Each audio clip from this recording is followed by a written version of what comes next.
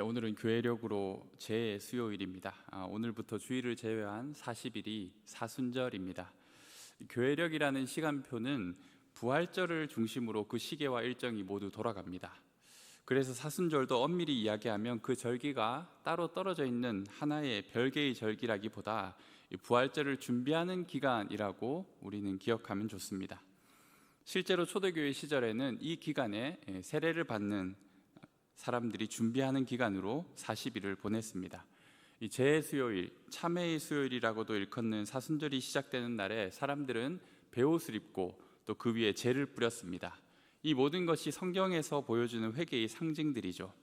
이 교회는 신자들의 머리에 재를 뿌리며 너는 흙이니 흙으로 돌아갈 것임이니라 이렇게 말하였습니다. 오늘 이렇게 멋지고 예쁘게 단장하고 오신 여러분에게 제가 막 재를 뿌리면서 너는 흙이니 흙으로 돌아갈 것을 기억하라 이렇게 외치는 거죠. 제가 오늘 재를 준비하지 못했지만 설교를 통해 마치 우리 머리 위에 이 말씀으로 재가 뿌려지는 그런 경험이 있었으면 좋겠습니다. 반드시 기억해야 할 사실을 잊지 않고 유념하기 위해서 그렇게 초대교회 성도들은 자신의 머리에 재를 뿌린 겁니다. 이처럼 사순절은 분명한 자기 인식으로부터 시작되는데요. 너는 흙이니 흙으로 돌아갈 것이다. 내가 과연 어떤 존재인지를 깨닫는 시간이 사순절입니다. 하나님 앞에 겸손하게 자기를 돌아보고 참된 회개로 나아가는 시간이 사순절입니다. 여러분, 오늘 다 나무 이야기를 잘 들으셨습니까? 갑자기 웬 나무 이야기일까요? 이 성경 통독 사사기 오늘 본문에서 요담이 들려주는 재미있는 나무 이야기를 읽어보셨는지요? 이 사사기 9장을 보면 사사 기드온이 죽은 이후에 그의 아들 아비멜렉이 자기 형제 시신명을 한바위에서 죽이고 스스로 높여 왕이 됩니다. 그때 아비멜렉의 칼을 피해 도망친 요담은 그리심산 꼭대기에서 목소리를 높여 다음과 같은 이야기를 세겜 사람들에게 이야기합니다. 그게 바로 나무 이야기였는데요. 하루는 나무들이 자기들 중에 왕을 세우려고 올리브나무, 감람나무를 찾아갑니다. 너는 우리의 왕이 되어라. 그러자 감람나무는 거절하며 이렇게 말합니다. 내게 있는 기름은 하나님과 사람을 영화롭게 하니 내가 어찌 그것을 버리고 나무들 위에 우쭐대리요. 그래서 나무들은 무화과 나무를 다시 찾아가 왕이 되라고 이야기합니다. 그러자 무화과 나무도 거절합니다. 나의 단 것과 아름다운 열매를 버리고 내가 어찌 나무들 위에 우쭐대리요. 다시 나무들은 포도나무를 찾아가 부탁합니다. 그러나 포도나무도 이렇게 말합니다. 하나님과 사람을 기쁘게 하는 내 포도주를 버리고 어찌 나무들 위에 우쭐대겠습니까? 이 왕이 되어달라는 부탁을 하나같이 거절하자 나무들은 가시나무를 찾아왔습니다. 너는 와서 우리 위에 왕이 되라. 그러자 가시나무는 만일 나를 왕으로 삼겠거든 와서 내 그늘에 피하라. 다 내 밑으로 기어 들어오라는 거죠. 그렇지 않으면 불이 가시나무에서 나와 레바논의 백항목을 사르리라. 이 이야기를 들으며 왕이 되겠다는 결단을 해준 가시나무를 칭찬하는 사람은 없을 것입니다. 요담 또한 그럴 생각은 없었습니다. 세겜 사람들이 왕의 자격이 없는 사람을 왕으로 삼았으니 결국 그 해가 너희에게로 돌아갈 것이다. 그런 경고를 한 것이죠. 이 비유는 단순히 아비멜렉에 대한 교훈뿐만 아니라 사사기 전체 주제와도 연결이 되어 있습니다. 사사기의 핵심 주제가 무엇일까? 이 사사기는 책의 맨 마지막 구절에 이 사사기의 시대 상황과 그 전체적인 주제를 이야기하고 있는데요. 사사기 21장 25절에 이렇게 나옵니다.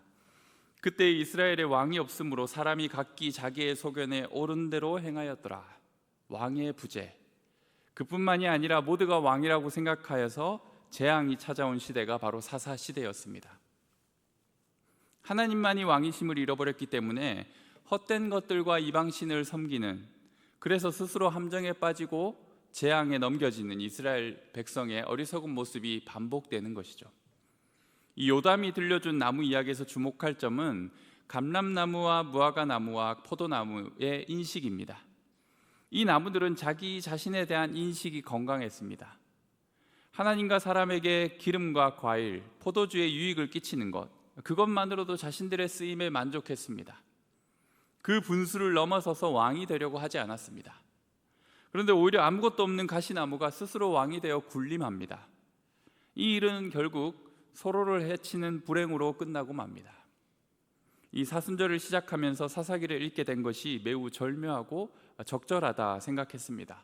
이 죄악에 허덕이는 이스라엘의 모습, 한 번이 아니라 무한 반복되는 그들의 실패, 이것은 마치 인간에게 씌워진 원죄의 굴레를 보여주는 것 같습니다.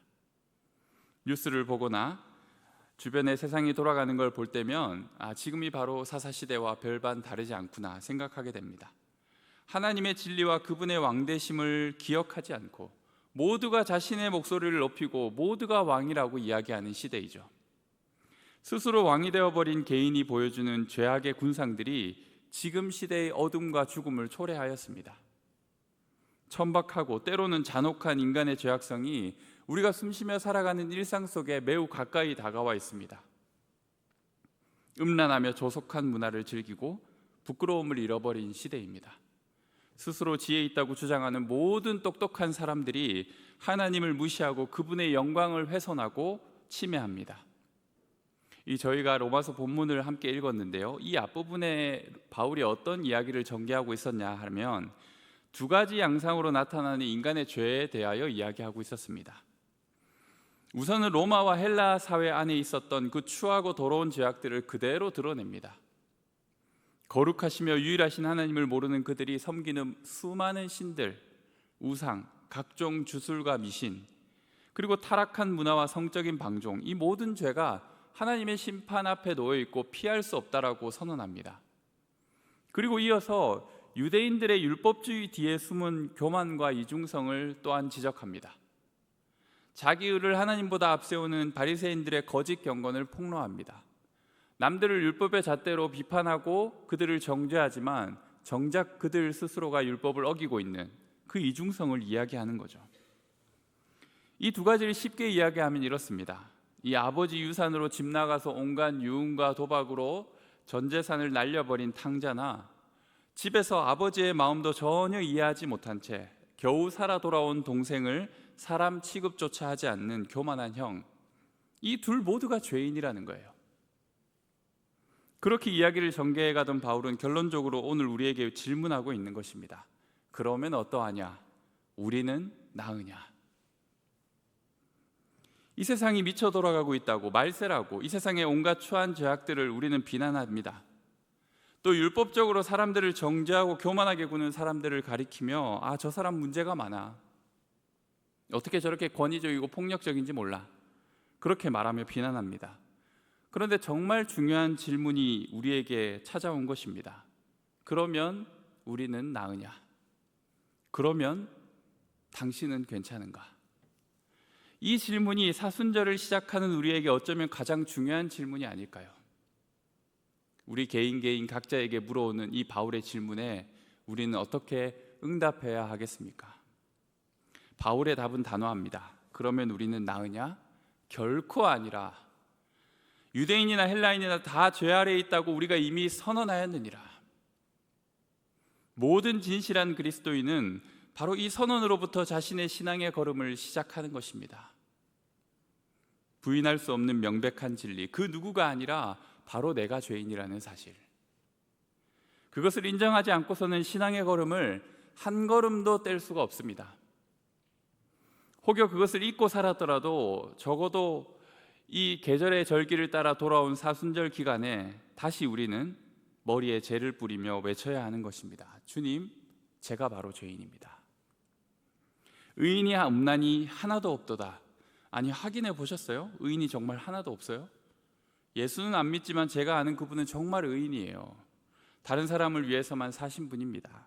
얼마나 반듯하고 존경할 만한 분인지 몰라요. 이 세상의 모든 사람 다 둘러보아도 의인이 없다라는 거, 그거 사실 맞습니까? 어떻게 확인할 수 있습니까? 그냥 모두가 각자 자기 자신에게 물어보면 답이 나옵니다. 내가 과연 의인일까? 이 질문에, 이 정직한 질문에 솔직한 대답으로 예라고 말한다면 그 사람은 자신을 속이거나 정신이 온전치 못한 것 둘 중 하나겠죠. 각 사람이 스스로 정직하게 자기 자신을 돌아보며 이 질문을 해본다면 우리는 바울의 이 선언을 인정할 수밖에 없습니다. 의인이 아무도 없다라는 것. 자기 자신은 알거든요. 아무도 모르는 그 일을. 자기 자신의 그 음침한 생각과 의도를, 남들은 눈치 못 채는 어둠을 적어도 자신은 알거든요. 문제는 우리가 하나님 앞에 그렇게 정직하게 서지 않는다는 거예요. 깨닫는 자도 없고 하나님을 찾는 자도 없다라는 거예요. 자극과 욕망만을 쫓아 살아가는 이들에게 성찰도 깨달음도 없습니다. 하나님도 없습니다. 관성을 따라 살아가며 자신에게 주어진 시간과 생명을 소비하며 살아가는 거예요. 그래서 아비멜렉이나 가시나무처럼 자신의 주제를 모른 채 자신이 옳은 줄로만 생각하며 남들에게 해를 끼치는 삶을 계속 살아가는 겁니다. 양심에 화인 맞은 사람처럼 오히려 적반하장으로 자신의 추악한 죄를 정당하다고 주장하는 것이죠. 이 고집과 회개하지 않는 마음은 세상 사람들에게만 있는 것이 아니죠. 하나님과 말씀을 잘 아는 우리에게도 고집이 있습니다. 회개해야 할 죄의 가시가 나를 여전히 찌르는 것을 알고 있지만 완악한 마음으로 주님께 무릎을 꿇지 않는 것, 우리의 모습 아닙니까? 우리는 겸손하게 자기 자신을 바라보아야 합니다. 그래서 이 사순절은 바깥으로 향하였던 우리의 감각을 자신의 내면으로 향하는 절기입니다. 다른 사람의 죄, 세상의 악을 바라보던 눈을 안으로 돌려 자기 자신을 바라보는 거예요. 세상에서 들려오는 재앙의 소리와 고통의 소리를 듣던 귀를 이제 우리 영혼이 처한 궁핍과 재앙에 귀를 기울이는 겁니다. 타인과 세상을 향해 쏟아내던 판단과 정죄의 입을 닫고 내 영혼을 향해 외치는 것입니다. 나는 죽을 수밖에 없는 죄인입니다. 오직 예수 그리스도의 보혈 없이는 저는 한순간도 살 수 없습니다. 다 치우쳐 함께 무익하게 되고 선을 행하는 자는 없나니 하나도 없도다. 여러분은 자신에게 어떤 방향으로든 치우친 면이 있음을 느끼고 있지 않습니까? 나는 아주 공명정대하고 중심을 잘 지키는 사람이다 라고 말하는 사람은 오히려 더 조심해야 되겠죠. 거짓말하는 게 뻔하니까요. 우리는 어느 쪽으로든 조금씩 치우쳐 있습니다. 자로나 우러나 치우치지 말고 내 하나님 여호와의 율법을 잘 지켜 행하라고 주님이 우리에게 말씀하셨는데, 그와 같이 말씀의 기준 없이는 우리는 중심을 바르게 잡을 수가 없는 거예요. 우리의 일상은 어느 쪽으로든 치우치게 되는 거예요. 살아온 환경 때문에, 오랜 습관에 굳어진 생각 때문에, 상처로 인해 만들어진 편견과 선입관 때문에 이런 것들로 우리는 다 치우쳐 있는 거예요. 사순절 기간에 치우친 우리를 발견하는 시간이 되었으면 좋겠습니다. 주님, 나로 말씀의 중심을 지키게 하옵소서. 우리의 어리석음을 깨닫게 하옵소서. 내가 치우쳐 있고 어리석은 사람이었구나. 내가 이런 면에서는 참 이런 부분으로 치우치고 어리석은 생각을 많이 하는 사람이었구나. 그걸 주님 앞에서 정직하게 깨닫는 거예요. 선을 행하는 자가 없습니다. 하나도 없습니다. 인간이 가진 위선과 자기 인정의 욕구는 멈추지 않습니다. 진짜 선에는 그분의 뜻과 영광이 드러나야 하는데 우리는 얼마나 그것을 가로채는데 능숙한지 모릅니다. 말만 앞서는 우리에게 거대한 이상과 담론들이 있지만 실제로 그 일에 순종하기에는 얼마나 게으른지 모릅니다. 하나님 앞에 우리가 쌓은 선행이라고 자랑할 만한 것들이 얼마나 있을까요? 여러분에게 얼마나 있습니까? 하나님의 불시험 가운데 금방 사라져 버릴 것들 아닐까요? 그래서 우리는 오히려 정직하게 인정해야 하는 것입니다. 주님, 제 안에 선한 것이 없습니다. 주님, 제 안에 선한 것이 없습니다. 오직 주님의 선하신 뜻이 나를 통해 이루어지기를 소망합니다. 주님의 선하신 일에 쓰임받는 도구가 되게 하옵소서. 선을 행하는 것이 무엇인지 모르기 때문에 정직한 신앙인은 그저 주님의 말씀에, 주님의 뜻에 순종하며 나아감으로 주님의 선을 이루기를 원하는 거예요. 하나님의 인도하심을 받는 이 삶 가운데 악이 선으로 바뀌는 그런 놀라운 신비한 역사가 있지 않습니까? 요셉의 삶을 통해 우리는 발견합니다. 내가 착하게 선하게 살아야지 보다 더 중요한 것은 내 삶에 주어진 하나님의 뜻을 따라 순종하느냐가 더 중요하다는 거예요. 왜냐하면 오직 선은 하나님께만 있기 때문이에요. 13절과 14절에 많은 분량으로 우리의 말과 입술에 대하여 경고하고 있지 않습니까? 사람을 죽이는 말이 우리의 목구멍을 통해서 나옵니다. 하나님의 존귀한 형상으로 지음받은 사랑하는 지체나 가족을 향하여 우리가 어떤 말을 내뱉고 있습니까? 말은 그의 존재를 드러낸다고 하였는데, 따라서 우리는 내가 쏟아내는 그 악독한 말, 거짓된 말, 친절하지 않고 정죄와 비난의 말을 쏟아내는 우리 자신을 보면서 내가 죄인이구나 라는 것을 스스로 증명하는 겁니다. 이 사순절 기간에 우리는 이사야의 고백을 하나님 앞에 올려드려야 합니다. 화로다 나여 망하게 되었도다. 나는 입술이 부정한 사람이요 나는 입술이 부정한 백성 중에 거주하면서 만군의 여호와이신 왕을 배웠음이로다. 우리 담임 목사님께서 말씀을 통해 말의 중요성, 말의 전염성 이런 것들을 강조해 주시지 않았습니까? 입술이 부정한 우리는 입술이 부정한 백성 중에 살면서 그 언어가 끼치는 해악에 노출되어 있어요. 나의 믿음 없는 말과 더러운 말, 사랑 없는 말이 그에게 전달되고 나 또한 그의 말에 전염되는 겁니다. 이런 입술의 부정함을 우리는 하나님 앞에서 철저하게 깨달아야 하는 것이죠. 그때야 우리는 우리의 입술을 닫고 하나님 앞에 참된 회개로 나아갈 수 있습니다. 핀수치로 우리의 입술을 정결하게 하시는 예수님의 은혜를 경험하게 되는 것입니다. 따라서 사순절 기간에 특히나 말을 조심했으면 좋겠습니다. 침묵을 유지하면서 필요한 말만, 은혜의 말만 하는 그런 사순절이 되었으면 좋겠어요. 괜히 금식한다고 막 까칠해져서 배우자한테 막 나쁜 말 하지 마시고 우리의 입술을 주님 앞에 간수하고 절제하는 게 오히려 더 사순절에 맞다라는 거예요. 그 발은 피 흘리는데 빠른지라 파멸과 고생이 그 길에 있어 평강의 길을 알지 못하였다. 인생의 길은 죽음이라는 정해진 길밖에 모르는 것 같아요. 사람에게 죽는 것은 한 번 정한 길이잖아요. 그래서 우리는 그 길을 따라가는 거예요. 내가 주인이고 왕인 세상에서 타인은 목적이 아닌 수단이 될 때가 많습니다.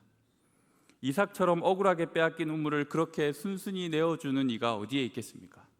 평강이 사라진 시대, 승자가 독식하는 세상이죠. 밀리지 않고 내 몫을 침범당하지 않게 우리는 필사적으로 머리를 쓰고 투쟁하며 살아갑니다. 그래서 우리의 인생길은 항상 파멸과 고생이 따라오는 거예요. 살리는 길보다 피를 흘리는 길에 빠른 우리의 발입니다. 내가 살기 위해 그가 희생되어도 된다고 생각하는 거죠. 따라서 우리는 우리가 서 있는 길을 아예 바꾸어야만 하는 거예요. 내가 지금 어느 길에 서 있었는지를 인식하고 그 길을 바꿔야 합니다. 사순절 기간에 내가 지금 죽음의 길에 서 있었구나. 그것을 인정하고 생명의 길을 찾아야만 합니다. 예수님만이 우리를 구원으로 이끄는 길임을 우리는 기억해야 합니다. 그 길은 자기를 부인하고 자기 십자가를 지고 따르는 길입니다. 그러나 세상은 항상 그 반대의 길을 우리에게 제시합니다. 다른 사람을 인정하지 않고 나의 유익을 위해 다른 사람을 희생시키려고 하는 길이죠. 그러나 우리는 전혀 다른 길을 걷는 사람들이지 않습니까? 살리고 회복시키고 평강을 주는 길, 바로 생명의 길. 나는 과연 어떤 길에 서 있었는지 우리의 발이 향하는 길을 확인하는 시간이 바로 이 사순절 기간입니다. 죄인인 우리가 처한 현실, 이 길밖에 없는 줄 알고 파멸과 고생의 길을 걷고 있던 이 참담한 현실을 주님 앞에서 발견하고 구원의 길을 간구하는 것입니다. 주님, 우리의 발걸음이 시온의 대로에 있게 하옵소서. 살리는 길, 평강의 길을 걷게 하옵소서. 우리가 의식하지 않고 은혜를 구하지 않을 때 우리의 발걸음은 어느새 죽음을 향해 걸어가고 있는 겁니다. 생명의 주여, 우리를 생명의 길로 향하게 하옵소서. 우리의 한평생을 길이요 진리요 생명 되시는 예수 그리스도라는 길을 걷게 하옵소서. 이 길만이 우리를 아버지께로 인도하는 길이기 때문입니다. 그들의 눈앞에 하나님을 두려워함이 없느니라. 세상의 온갖 것들을 두려워하는 우리이지 않습니까? 걱정되고 두려워하는 일들이 참 많죠. 건강이나 사업이나 자녀의 문제나 집값이나, 때로는 내 인생에 중요한 것을 쥐고 있는 것 같은 그 사람들을 두려워하고 그들에게 잘 보이려고 애를 쓰는 우리이지만 정작 살아계신 하나님을 경외하지 않는 모습이 우리에게 있지 않습니까? 내가 하는 결정과 판단, 내가 추구하고 선호하는 것들, 미워하고 멀리하는 것들, 이 모든 것들 가운데 하나님을 경외하는 마음이 반영되어 있는지 우리 자신을 정직하게 돌아보며 회개하는 것입니다. 눈앞에 하나님이 있음에도 불구하고 제가 하나님을 못 본 척하였군요 라고 고백하는 것이죠. 여러분 눈앞에 무엇이 우선적으로 보이는지, 하나님인지 아니면 세상과 사람들인지. 담임 목사님께서 말씀하셨습니다. 눈을 감을 때 보이는 것이 있다라는 거예요. 이 사순절 기간에 우리는 더욱 자주 눈을 감아야 합니다. 그렇게 보이지 않지만 살아 역사하시는 하나님을 이 사순절 기간 깊은 기도 가운데 십자가에 달리신 예수 그리스도를 계속해서 발견하는 거예요. 그분의 영광과 위대하심 앞에서 그분만을 경외하는 믿음을 가지는 저희가 되었으면 합니다. 십자가 지신 주님을 바라볼 때 우리는 자연스럽게 그분을 경외하지 않을 수가 없습니다. 우리가 하나님을 두려워하지 않는 이유는 하나님이 보이지 않기 때문입니다. 하나님의 임재와 어미하심이 이 사순절 기간에 우리 삶 가운데 충만하게 함께 하시기를 기도했으면 합니다. 이렇게 사순절은 자신의 존재를 하나님 앞에서 확인하고 새롭게 인식하는 시간입니다. 이 시간은 때로 우리에게 아픔과 슬픔이 되기도 하죠. 자신의 밑바닥을 확인하기 때문입니다. 잔잔하던 물 그 밑에 깔린 진흙을 휘저어 평온한 줄로만 알았던 내 심령이 막 혼란에 빠지기도 하는 것이죠. 내가 이거밖에 되지 않았던가? 이런 자괴감이 들기도 합니다. 그래도 우리는 가장 안전한 자리에서 이것들을 다시 정직하게 확인하고 주님 앞에 고백하는 시간을 가져야 합니다. 바로 주님이 달리신 십자가 앞에서 말입니다. 내가 진정 어떤 사람이었는지 돌아보고 깨달을 때, 그렇게 푹 패여진 내 영혼의 구덩이가 드러날 때 그것을 채우시는 하나님의 은혜의 물결을 경험하는 것입니다.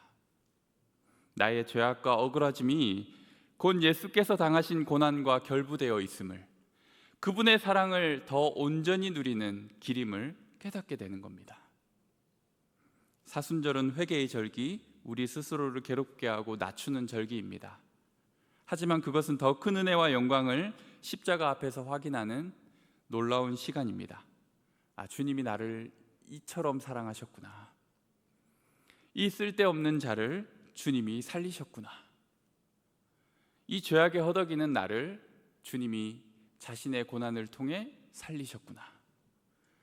그렇게 예수님의 고난을 묵상하며 더 깊고 온전한 사랑을 주님 안에서 깨닫기 위해서 우리 자신을 십자가 앞에 내어놓았으면 합니다. 우리 자신을 다시금 발견하고 우리 자신이 주님 앞에 죄인임을 인정하며 참다운 회개로 주님 앞에 나아갈 수 있는 모든 성도들 되시기를 바랍니다. 우리 이 시간 함께 찬양했으면 합니다.